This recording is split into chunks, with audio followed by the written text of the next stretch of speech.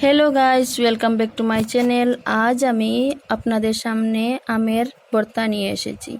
তো আমি খুব স্বাভাবিকভাবে আমের আচার বানাবো। তো তোমরা আমার ভিডিওটা অবশ্যই দেখবেন, আর আমার চ্যানেলে নতুন হয়ে থাকলে চ্যানেলটাকে সাবস্ক্রাইব করবেন, পাশে থাকা বেল আইকনটি প্রেস করবেন।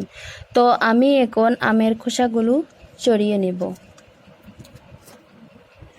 তো বন্ধুরা, আমের খোসাগুলো ছড়িয়ে নিয়ে এসেছি। এখন এগুলো পাতলা পাতলা করে কেটে নেব।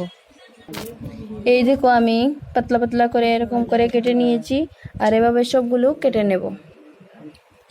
তো বন্ধুরা, এরকম পাতলা পাতলা করে কেটে নিয়েছি, উপরে লবণ দিয়েছি। এখন একটু ভালো করে মেখে নেব।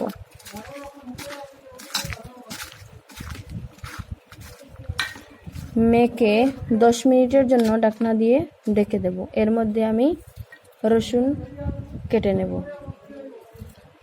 রসুন আর কাঁচা লঙ্কা। তো রসুন, কাঁচামরিচ আর কমলা কুড়ি আর একটু লঙ্কা গুঁড়ো দিয়ে ভালো করে মেখে নেব।